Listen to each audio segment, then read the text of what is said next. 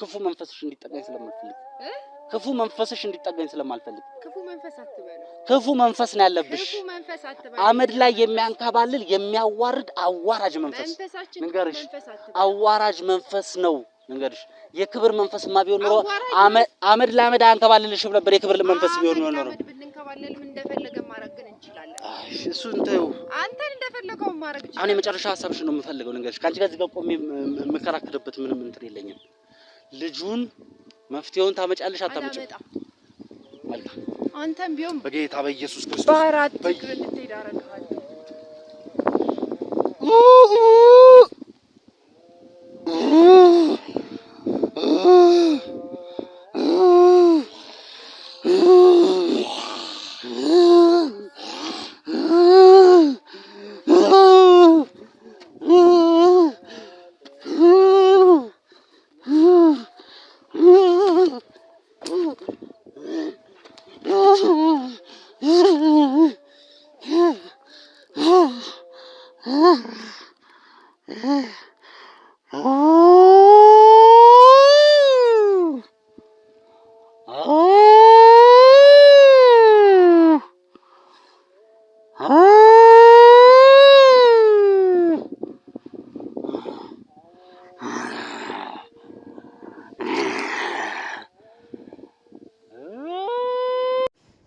ዛሬ ስለ ዘላለም ላወራ ነው የመጣሁት እንዴት ናችሁ ደህና ናችሁ ውድ ቤተሰቦቼ እኔ በጣም ደህና ነኝ ቸሩ መድኃኒዓለም የተመሰገነ ይሁን እናቱ ነችና ለማትለየው ወለላይቷ ቅድስት ድንግል ማርያም የተመሰገነች ይሁን ዛሬ ስለ ዘላለም አንድ ነገር ልል ነበር የመጣሁት ዘላለም ማነው ካላችሁ ጎጆ ቱብ አዲሱ ጎጆ ቱብ ላይ የሚሰራ ነው በጣም መልካም ለሰዎች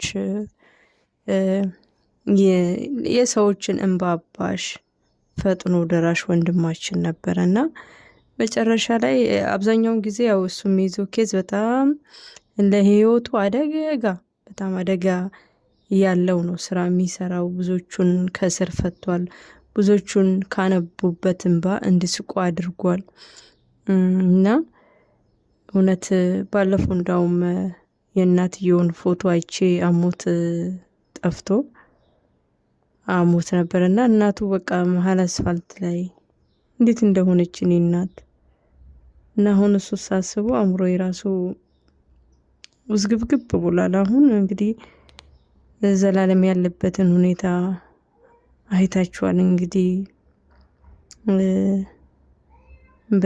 በጣም ሰው ልጅ ለሰው እንዲህ ከሆነ ታዲያ የዱሮ ማለት የዱር አውሬ አይሻልም በጣም ነው ልቤን ይበላው ለወንድማችንን ሳሚና አድናለሁ ብሎ ነበር እንግዲህ ዘላለም ከልጅቷ ጋር እንደዚህ ሲሯሯጥ የእናትየውንም ባለማበስ አንድ ልጇን እናቴ ብሎ እንዲያቅፋት እናቴ ብሎ ልጄ እንድትለው አቤት እንዲላት እናትየውን ያለቀሰችውንም ባለማበስ ነበር ሲሯሯጥ የነበረው ዘላለምና ሳሚን ለማዳን በሚሯሯጥበት ጊዜ ሰይጣን መቼስ ሰው ለሰው ያዝናል ሰይጣን ደግሞ ለሰው መቼም አያዝንም ባለፈው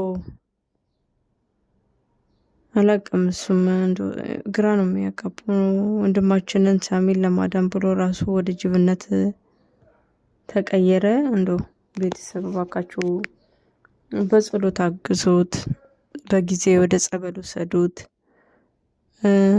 የጠየቀችውን ቢያንስ ወደ በሌላ ብቀይር ብላ ነበር ሊጠይቃት የሄደው እንዴት ነው ሰው ጸጉርና ቅማል ይዛ ወይ መርከስ እንግዲህ ዳብሎስ ቆሻሻ ነገር ነው የሚወደው እና ደግሞ እንደዚህ አይነቱ ኬዝ የምትይዙ ልጆች እነሱ በቀጠራችሁ ሰዓት ብቻ ባትገኙ ማለት በጣም አጉል ቦታና አጉል ሰዓት አትገኙ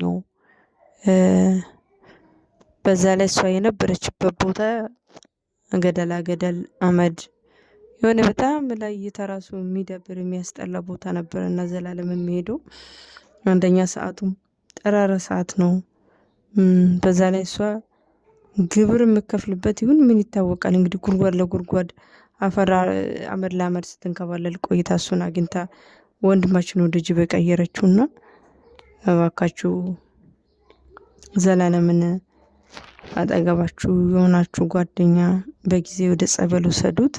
እግዚአብሔር ከሁሉም በሽታ አዳኝ እግዚአብሔር ነውና የእውነቴን ነው። ወንድማችንን ሳሚን አድናለሁ ብራው ራሱ እንዲህ በመሆኑ አዝኛለሁ። እግዚአብሔር ሁለቱንም ያድናል ብዬ እምነት አለኝ። ከቸሩ መድኃኔዓለም ጸሎት አድርጉለት።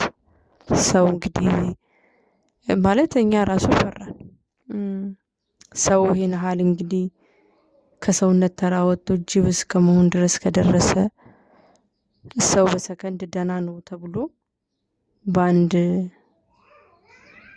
ሰከንድ ወደ አውሬ ከተቀየረ ወደ እንዴት ማለት ከሰው ጋር እንዴት እንደምንኖር ግራ ነው የሚያጋባውና እንግዲህ ባለፈው በሶሻል ሚዲያ ባልና ሚስቶቹ ማታ ማታ የሰው በር ያንኳኳሉ፣ ሰዎችን ያስፈራራሉ፣ ይሰልባሉ።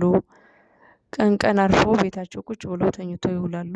ሌሊት ቀን ነው ለነሱ፣ ሰው ቀን ደግሞ ሲሰራ ለነሱ ደግሞ ሌሊት ነው የሚሆነው። የሰው ጅብ ወዶ ፈቅዶ ወደ ጅብነት መቀየር ማለት እግዚኦ ማረና ክርስቶስ ልቦና ስጠን። ገንዘብ በሁለት መንገድ ነው የሚመጣው። ገንዘብ ሰርታችሁ ለፍታችሁ በላባችሁ ውጤት ታመጣላችሁ፣ አሊያም ደግሞ ነፍሳችሁን ሽጣችሁ ሰውነታችሁን ሽጣችሁ በዳብሎስ መንገድ ታገኛላችሁ። ምርጫው እናንተ ነው። ግን ከማይሆናችሁ ምርጫ ባትሄዱ ባይ ነኝ። ማለት ጊዜው በጣም የተበላሸ ነው። ገንዘብን ያሳዩ የብልጭልጭ ቤት መኪና ውብ በሆነ ነገር ያሳዩና እናንተን ገደል ነው የሚከታችሁ። ገንዘብ ፈልጋችሁ ሄዳችሁት በገንዘብ የማይገኛ ሰላምን ታጣላችሁ። በገንዘብ የማይገዛውን አንደበታችሁን፣ አካላችሁን አልፎም ተርፎ ደግሞ ነፍሳችሁን እስከ ማጣት ትደርሳላችሁና እንግዲህ እግዚአብሔር አምላክ ሳሚንም ሆነ ዘላለምንም ሰውን ለማገዝ ወንድሙን ለማገዝ እንደ ሰውኛ ተሰምቶት የእናቱን እንባ ለማበስ የሱን ህይወት ለማስተካከል ነውና ወደ ጅብነት የተቀየረው። እግዚአብሔር አምላክ መጨረሻውን ያሳምረው፣ የመዳኑን ቀን ቅርብ ያርግለት። ባካችሁ ጸሎት አድርጉ። በዛ ላይ ደግሞ በዚህ ኬዝ የምትሰሩ ሰዎች በጣም ተጠንቀቁ። ሰውን በላው ብሎ በአንደበቱ ሲናገር ሰማው። ድሮ በአፈ ታሪክ ነበር የምንሰማው። ሰውን ይበላል ሲባል እንደ ስድብም ነው የምቆጥረውና እንግዲህ ባልና ሚስቱ አይታችኋል፣ ሰምታችኋል። ሰው በልተናል፣ ህፃን ልጅ በልተናል ስሉ አስቡ። እንግዲህ ኢትዮጵያ ውስጥ ብዙ ህጻናት እየጠፋ ነው። ሬሳቸው እንኳን የማይገኝበት ደብዛቸው ነው የሚጠፋውና ይህን ስታውና ሰው ጠፋ ሲባል በቃ ሁሉ ጊዜ እየተሸማቀቃችሁ እየፈራችሁ በቃ ሰውን እየፈራችሁ ወዴት እንደምንሄድ ነው ግራ ነው የሚያጋባው። እውነት እንግዲህ ሰው ወደ ሰው ተጠግቶ እንዳይኖር እንግዲህ ይህን እያዩ ለልጆቻችሁም ጠብቁ። ልጆቻችሁ ከእናንተ እንዲርቁ አታርጉ። ወላጆች በጣም ክፉ ጊዜ ነው። እውነትም ይሄ ጊዜ የሰው ጅብ ጊዜ ነው ይመስለኛል። ጊዜያቸው ነው መሰለኝ፣ አላውቅም። በጣም በርክቷል። እግዚኦ ማረና ክርስቶስ።